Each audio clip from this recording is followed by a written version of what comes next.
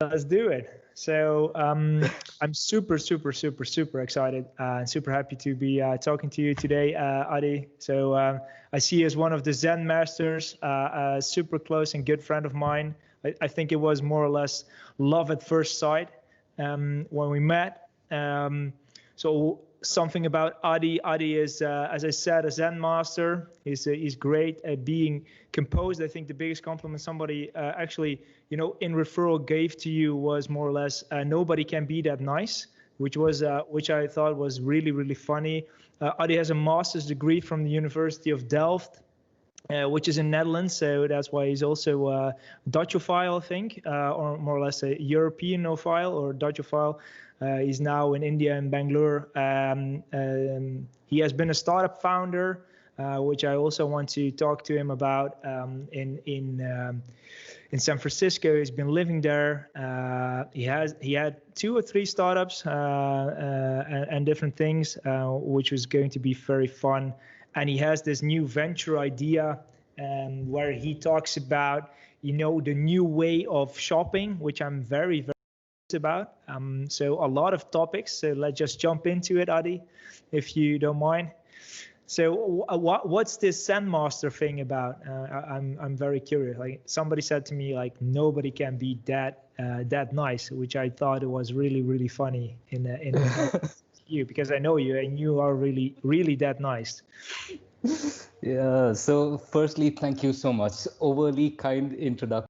It sets me in a very happy, nice, even more smiley mood. But yeah, I think the entire thing of being Zen, I think started about 21, 22 years ago now.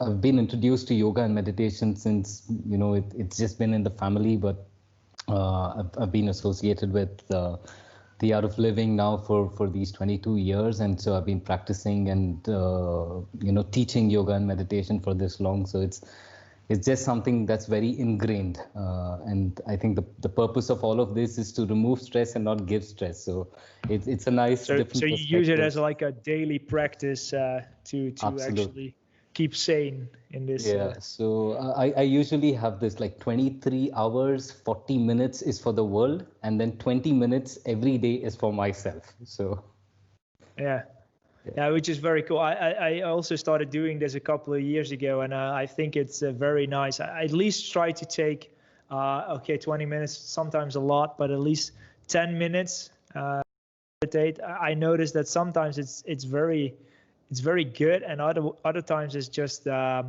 so many thoughts running through my head that I have like real difficulty to quiet my mind. And as you being the Zen master, what do you have like some kind of advice in that perspective to help me quiet my mind sometimes in that? Indeed. So, the mind is quite it's quite something. It's one of those layers of existence, right? And people often they think that meditation is concentration. In meditation, you should focus on one point, and then you have to sit under some tree, and after meditating, you will levitate and stuff like that. Yeah. But really, meditation is not that. Meditation, in fact, is deconcentration. So just letting whatever is happening, being in the moment. So having that connection with the breath, dealing at the mind at the level of the mind is very difficult. So you have so many different tools, techniques to do that, and there are different things that affect us. Our state of our mind goes on what kind of food we eat, what's happening in the environment, what we are going through.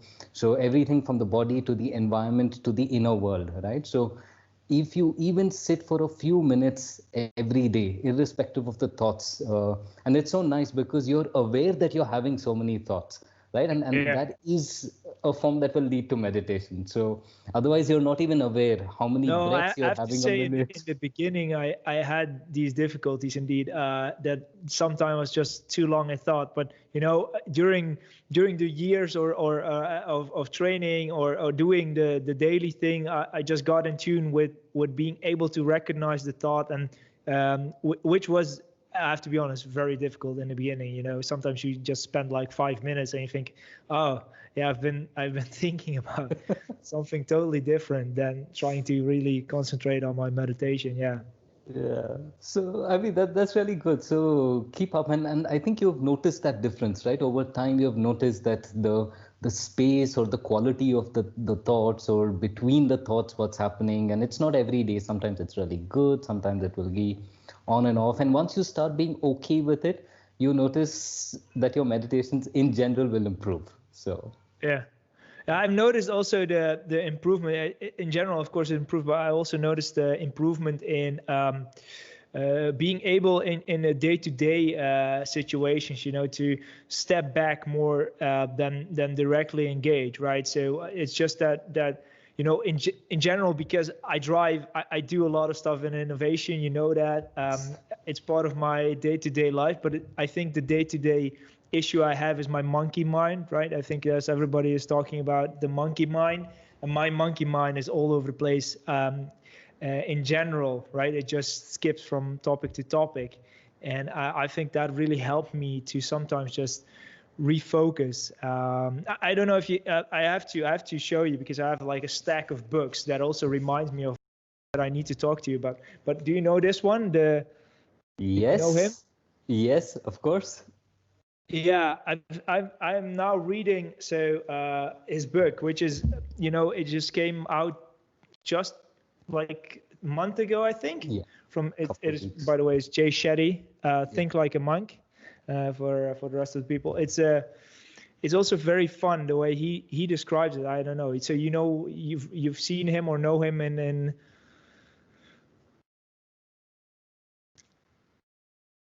right. So do you know him?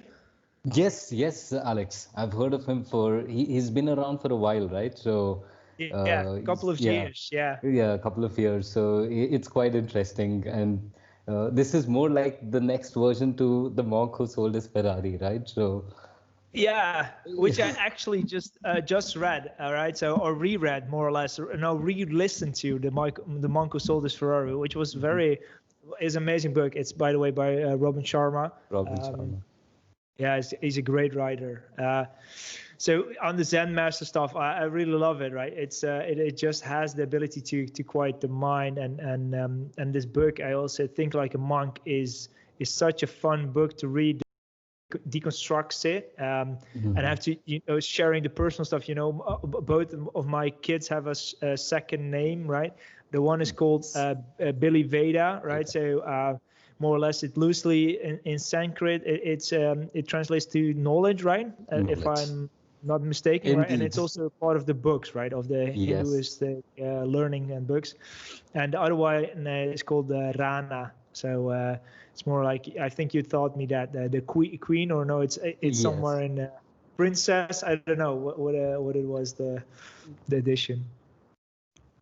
Indeed. So that's fun. So I wanted to skip subject in your, let's say, journey to be a entrepreneur, startup founder, and it all started in Delft. But can you take us through it? I would really love to have some learnings for you, how you did it, and what you did in San Francisco. And indeed, yeah, I think this it's a very amazing journey, and as it happens, sometimes you go through some difficult moments in life, and then you find through that void or through that quietened space some creativity that stems out. So while I was quite fortunate to get into Delft, a prestigious place, difficult to get an admit in, just around the same time I got in, my father passed away. And so it was also a little difficult moment because I was not able to come back home. I was not able to see him. And there was always this fire in me to do something different. And it stems from quite in the childhood, right? So I had two options where, you could be a little upset, you go down, you wallow in self-pity, or you say, okay, it's time to stand up. You face the reality and you think what needs to be done. So we have this we had this amazing program in Delft where you have an incubator, and you could get into apply for the incubators and start. Yeah. So it was a good moment for me, and I had 2-3 really good friends at Delft. Kind of got together. We had this idea on how we could increase food productivity. And so we got along, we got into the incubator, and it was a good insight into saying that, okay, you have ideas. I think everyone comes up with ideas or say that, yes, I can do this, I can do that. But it was those 6 odd months that we went into the grind, but in a way it was a very protected area. There's not much to lose there. So it was a safe bet to play, and I would advise most people that get into things like that, where it's a little safe, you are pushed, but at the same time you're not completely at risk. So especially students, the millennials, of course, they're getting more into this. Don't get into this mindset of playing it safe, but go out there, push yourselves in the kind of area that you can quickly blame and say, this is not working, that's not working. Make the difference yourself. And the circumstances were such that together we complemented each other, and we were able to come up with this extremely good idea of designing a pump that runs just on water. And it was endorsed by Philips back then. So we had the CEO of Philips, Frans van Houten, who came, and that stamp of approval really saw the trajectory move up, and us take the big leap forward. And it's funny as you say, everybody has ideas, but it's also about the execution and pushing forward and having that perseverance. And sometimes I think it's also good. You mentioned that a lot of students should actually try or think about this, right? Because I think otherwise you just have ideas and you will never execute on them. And you need some type of extra, or at least I know for myself, as I said, also this entire podcast thing is just me trying to learn new things, right? So it's super selfish. I need somebody, to kick my ass in some of the areas, definitely when we need to pursue or execute on deeper levels. So an incubator could be a amazing thing, right? To go. So you went from, so you designed the pump, and then what happened?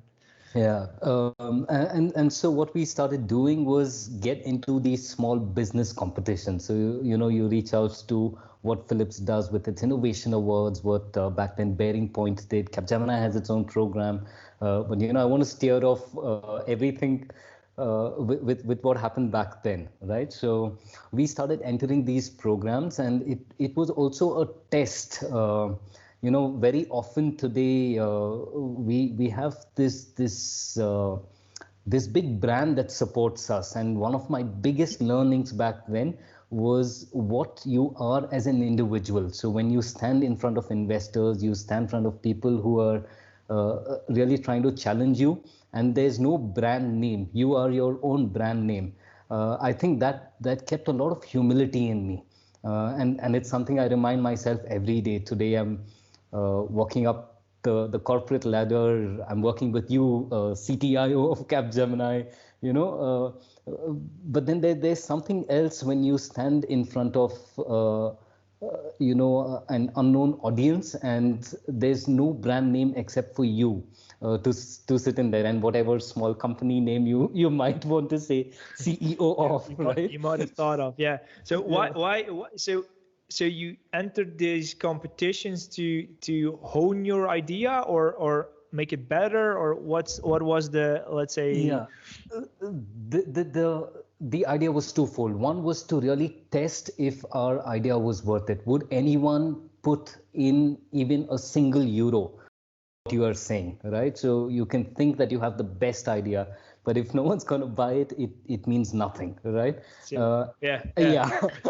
So one was that to really test the thing. The other was also to sort of understand that can it get better? Obviously it was a few sets of mind who were sitting towards it, and each had their own specialty. So we were a very well complemented team. Someone was extremely good at finance, someone was extremely good at operations. I traditionally have been very good at alliances, at sales, business development, and strategy.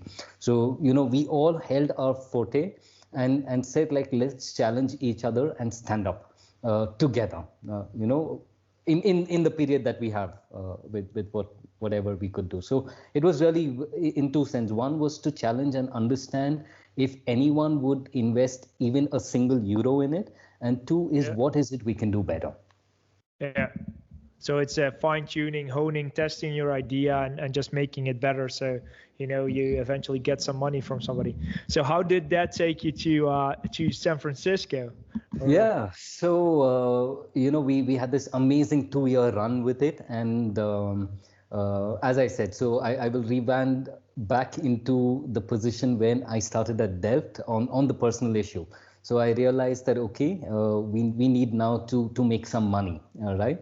And while the pump had its own mechanism to grow, it was it was going to be a slower trajectory. So, I handed it back to my fellow founders. We decided to work together with TU Delft, and it now, in fact, is part of the TU Delft facility. So it's existing, it's running.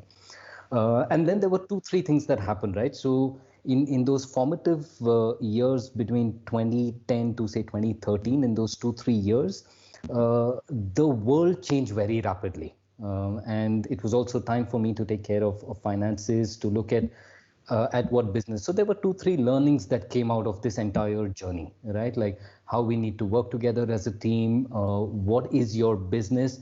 And if your business within the next year or 2 years does not grow at least tenfold, maybe you're in the wrong business, like right? The 10x factor. Yeah. So you really need to pick these skills up, and the Silicon Valley is the Silicon Valley with reason, right? So you have amazing talent, you have a hotbed and an appetite for things to go. And in and around the same time, I had finished my master thesis, and it was a very, very, very unique one because there are only 4 academically recognized innovation systems. So you have the national, the regional, the sectoral, and the 4th one was what I had developed called the company innovation system. So it was all about identifying how innovation works inside companies, right? And I came up with these 7. It was more a literature study. It was qualitative. It was explorative. So it was very academic. Yeah. And how do we really test if this works, right? That in was a company, I think. In a company, how does it really work? So a lot of things look good on paper, but where does everything actually begin with, right? So what I thought was, let's pick up this one topic of open innovation, right? So innovations, I've been doing that. I was a founder already myself, saying, how can this become bigger, better? What could we do here? And so I picked up this one concept of open innovation and put it in the company innovation perspective, right? So it was more about how could we democratize innovation, and together with fellow founders, with some investors, we were able to get this journey in San Francisco and set this company and move ahead. So the idea was simple. Companies are innovating, okay? And what's happening with innovation is it's increasingly becoming more technology driven, technology oriented. So technology is changing your products, it's changing your business processes, it's changing the very fundamentals of your business model. And if that's the case, any problem can have multiple technology solutions, right? So if you want to filter water, You could filter water by UV, you can filter by nanotechnology, by reverse osmosis, forward osmosis. So you have like 7, 8 different technology solutions to reach your end goal, right? Yeah, and it's funny because there's one thing I noticed, like you say you want to filter water, it's already a solution, right? So you propose to filter water, which is funny. I was thinking like I had a CTO roundtable yesterday with a lot of let's say CTOs from industry leaders, and it was really fun, like a picnic, Snapcar, and those kinds of guys. And what they also try to do is formulate that idea in a different way. So what's the end goal? And the end goal is clean water, right? So what's your end goal is clean water. Can you achieve the end goal by filtering water, or do you need to do something else, right? So filter is already a sub of the idea of clean water, which is interesting. Yeah, cool. Yeah, this is a nice one, right? And the idea is if you are able to figure all of these out and look in each technology how things are moving, how you're able to capture the innovations which are happening and what is the route you want to take, and much of this is business related. So that was the crux with the 7 principles that I had built upon on my innovation thesis. And yeah, so that was a really fun journey because we had a team in India, we opened an office in China, we got 2-3 clients there. We of course had things running in the US, so it was going very, very, very well. Yeah, and that was the journey again of how you. Very cool, because you see that also that mind limiting factor, right? When we are talking about new idea and creating things and keeping it simple, but keeping it simple always creates this some kind of lock-in, right? So because the thing you said, you have to filter water, okay, but the goal is clean water. So we can maybe filter it, or we can maybe stop polluting it, right? It could be also there is multiple ways to actually go. We can drill deeper for different water, right? Exactly. Which is like which is funny because that lock-in moisture from the air example could be it's very cool because so you were in San Francisco and you moved back eventually and are now in the corporate innovation topics, which is also cool. And I wanted to talk to you about, because you mentioned this new thing that you've been thinking about working on, have some proof of concepts on, is where you were talking about new way of shopping now that we are in let's say in lockdown, right? This situation also, I had this conversation yesterday also, is that the lock-in created a new constraint, and innovators and inventors always thrive best. That's my vision. I don't know, maybe you can give your vision on it, but they thrive best when they have constraints, right? And with these constraints, you came up to a new in e-commerce. So I'm just going to let you talk, because I think this is already summary what I understand. Indeed, I mean, you put it so succinctly. It's really nice, huh? I'm glad, because I think all these disruptions that we are seeing, whatever happens with the pandemic, what happens with say a financial correction with with what people are doing. Financial constraint, let's call it. I think that changes and shows that we are moving much faster to we can call it digital transformation now, maybe that's the word, but I think we are consistently evolving to at a much more rapid pace, to a certain end goal. And today they might call it digital transformation. I'm sure 5 years down the lane there's going to be another term that will be even broader, right? So we are seeing the rise with AI a lot faster, right? And the concept of AI is not new. So we see that push, right? So how do you see that push now, that the online push. I was also thinking about some of the topics, is that if I think about, let's say, the digital transformation piece, and also the digital space or the online space, the digital space and online space already, the frontier part has already been captured, right, by Amazon and by Netflix, and these subsets of companies. So that frontier has been captured. Now, I was thinking, like, in the innovation space, like, there is this long tail of organizations that now actually got into a huge online acceleration. So moving to online acceleration because of the new constraints that they experience. So I don't know how so maybe a sidestep from the conversation, but no, actually it's very relevant, and that's when it struck me, because when I look at the dramatic behavioral shift, right, that happened with specifically the pandemic, and of course the idea has stemmed along a little before, but while we try getting you mean then the right consumer moment. So which shift? So the consumers that are behaving I think it differently?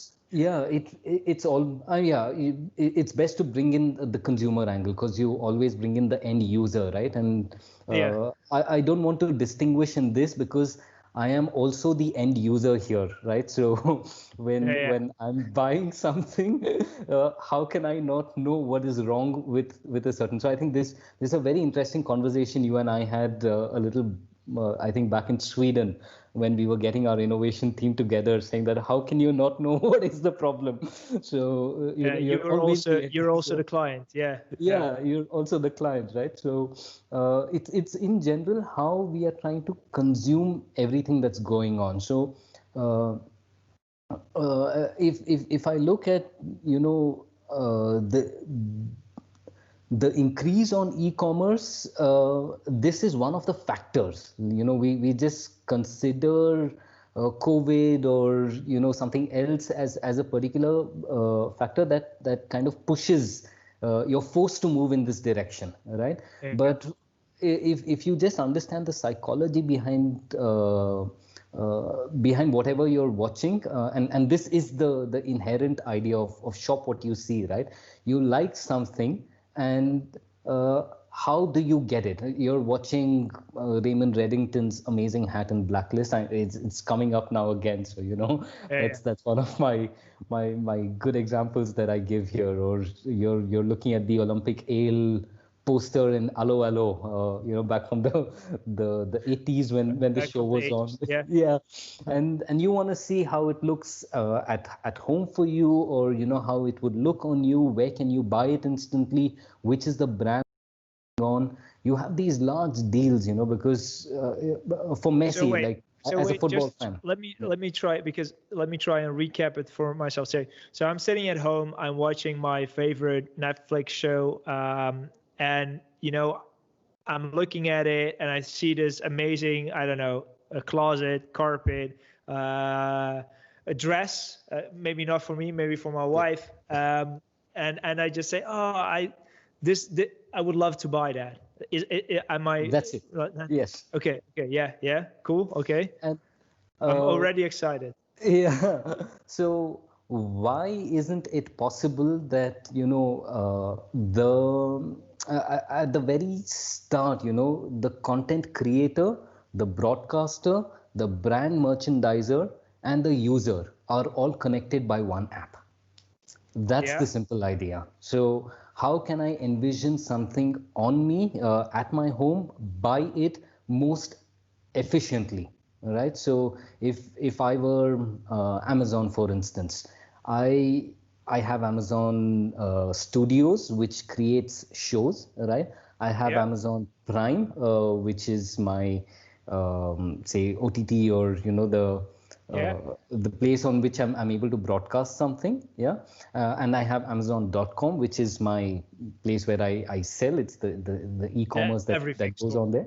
Everything's on there, and I'm running this particular show. I signed an exclusive deal with BMW for all say the cars and the bikes on the show, with Adidas for example, the merchandise, and you might want the accessories with, say, Gucci, or cutlery with X, Y, and Z sets of people. So when I like something, I'm looking at it on my screen. I take my app, and it allows me very specifically to buy that in no time. So I know which brand it is, what would look good on me. So these all become features actually at the end. So I don't want to get too much into features. Yeah. So I love yeah. it. So this is so looking at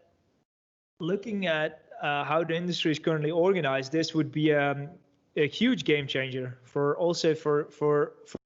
like companies like Netflix, because for Netflix, what's next, right? So what is next for them? And if this is great, right? Without real advertising going into the let's say obvious showing of products, you could actually advertise without showing of progress, just having like your top clients have the ability to buy things directly from the show, and maybe even some exclusive things which the brands didn't ship to market. Exactly. Yeah, that's cool. Yeah, I mean, because one thing's little clear, at least in the near term, the traditional ways of eyeball capture advertising is impacted. Okay. And I think if companies take this approach, they don't adapt, or they reduce marketing spend, they don't understand the data or the customer sentiment, these companies are going to die.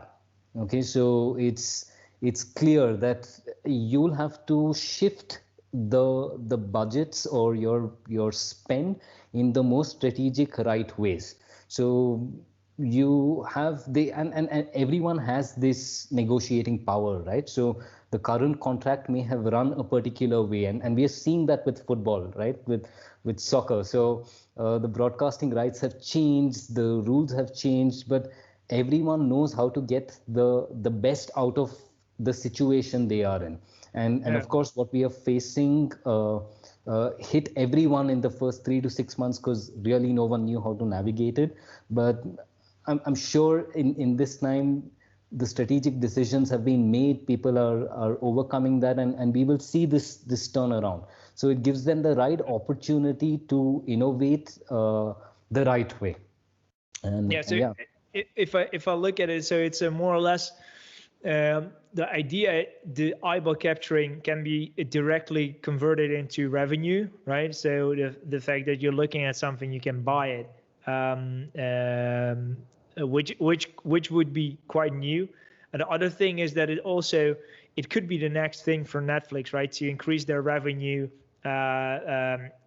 current spend on their platforms, because they probably get some rebates or whatever. So you have like a Netflix shows, and afterwards you get a list of things that you could buy. Or and the other thing is that this could be definitely, as you said, what you're looking at is more like a venture that from an AI perspective, you look at the products that are available in a show, and this is just image recognition more or less, right?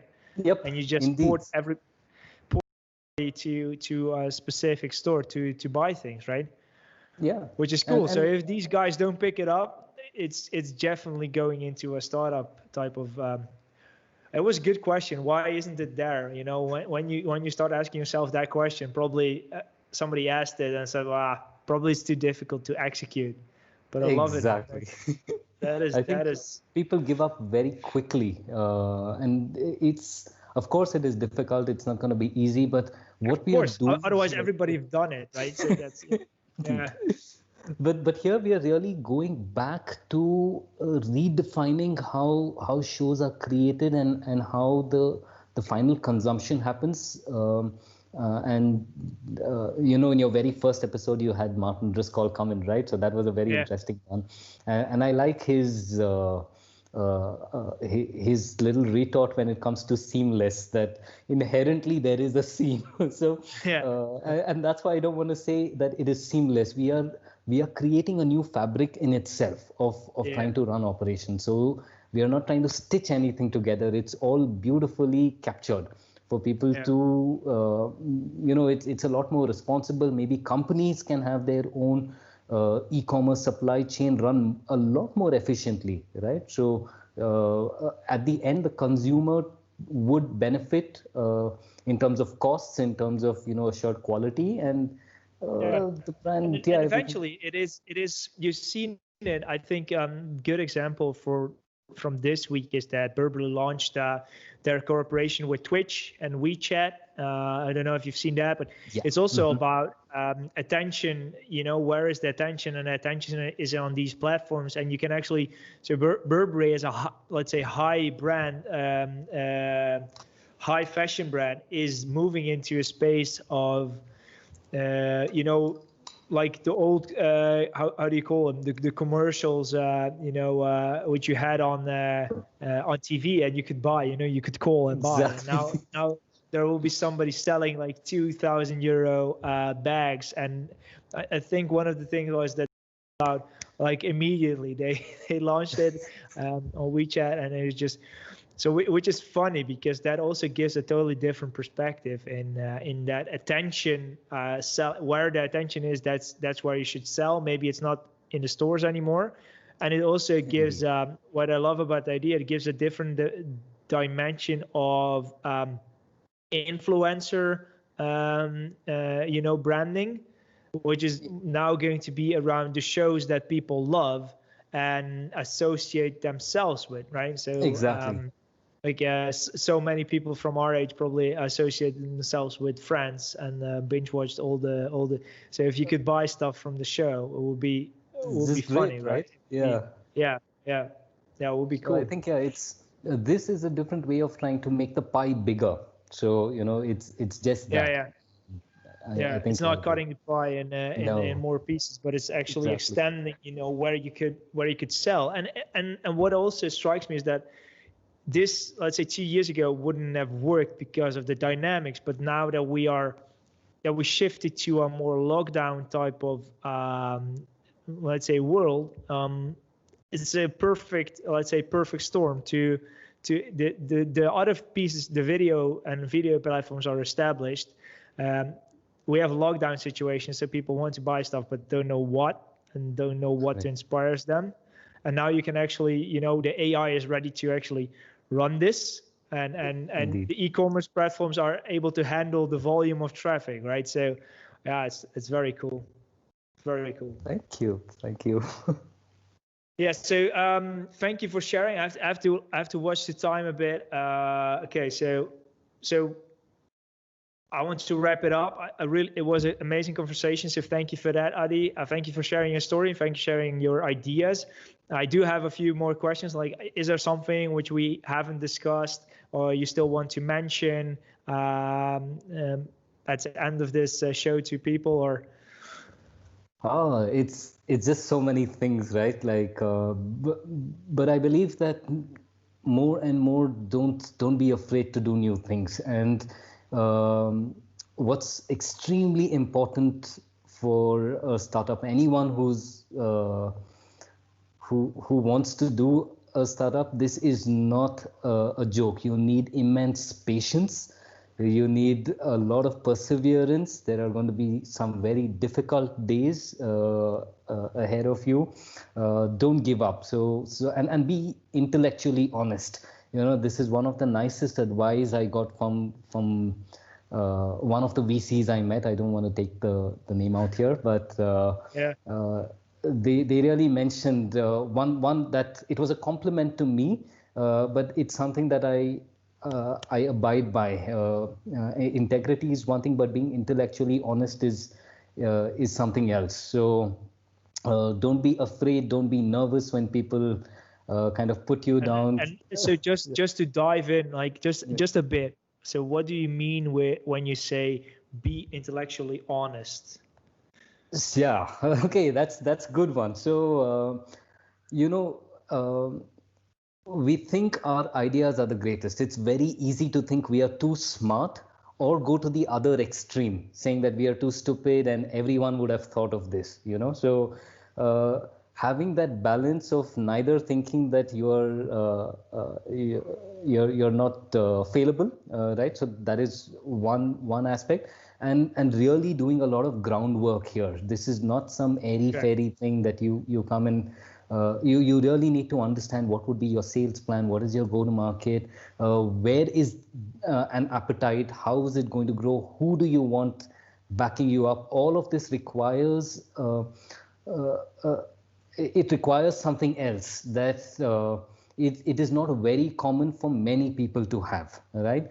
You really have to put some effort behind it, and once you're in there, it comes through very naturally, right? So but it's not one of those easy things that you take for granted. So it's hard. It's a lot of work. It's hard work. It's hard work. So before we close, again, the same questions I asked all the other people on my podcast or vodcast. So books you love or have currently read or want to share with people that I can take up in the show notes. It doesn't have to be an entire list, but. Okay, so I think I'd give you three. So one on the spiritual side, it's called Celebrating Silence by Sri Sri Ravi Shankar. The second one I would like you to read is The Little Prince. Okay, it's a French book. It's a very, very, very nice one. And the third one, I would say, The Innovator's Dilemma. That's another very nice one. So and that was one of the first gifts that I received when it came to innovation and doing something. So I think these, right? Yeah, yeah, exactly, yeah. Innovator's Dilemma. Innovator's Dilemma. So I think these are three books that just immediately came to. Very cool. So at least one I don't know is The Little Prince, so it's good. So my selfish desire has been satisfied. Yeah. So Little Prince. Podcast you listen to or people should listen to? Ones that you love? That's a tough one. I think I've been listening to or I've been reading actually a lot more on what like Warren Buffett, Bill Gates, Marc Benioff, what they have been saying. I think some of these they think very differently. From time to time, just pick up and read one of their annual letters or read what they have to say after the typical quarterly earnings, and these are very interesting because they're not then talking about business, but they're talking about a number of things around that matter, right? So, and I think that those seed in a number of different ideas for you to come up with. So so that more or less it wraps up my last question, because it's like people you follow or people that inspire you. So is this only these three, Warren Buffett, Marc Benioff, Bill Gates, or are there other people that people should think about and follow or that inspire?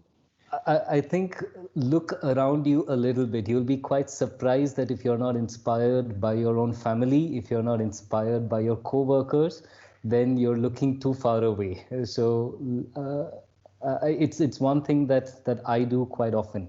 I'm quite inspired by my colleagues, by my friends, by people I'm talking to, and I think that's while of course the Gates and back then the Jobs of the world are in a different league altogether, and they inspire millions.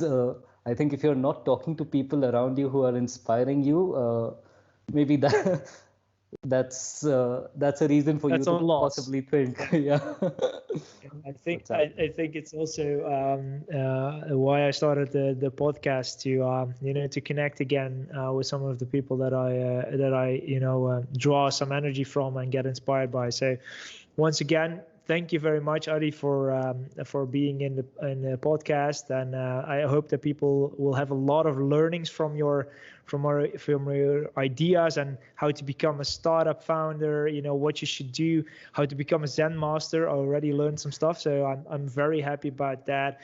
And your vision about open innovation, entrepreneurship. I really love that, and of course your actual startup idea and venture that you're working now on is it really does blow my mind. I'm thinking like, why isn't it there yet, right? So that is my of course I see a lot of hurdles along the way, but I think it's an amazing idea to do a different type of way of shopping through all the shows we love, and this could be huge. It could be amazing, right? So definitely for companies like Netflix, if I would be Reed Hastings, right? So I would be definitely interested in understanding how I could implement this as a separate revenue stream from my company, right? Which is expanding, right? So you don't die.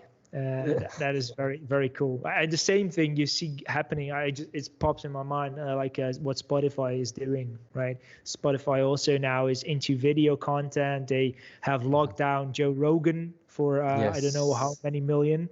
And Joe Rogan, I follow Joe Rogan it's a very funny guy in the way he interviews, but the amount of people that follow him is just tremendous, right? So if Joe Rogan says you should buy this, there is like so many people that want to buy it, but they don't buy it through the platform, right? So if Spotify could capture that platform, they could even distribute some of the money back to Joe Rogan and also some of the money back to themselves, right? Which would be an amazing way, right? So, e-commerce, man, watch out!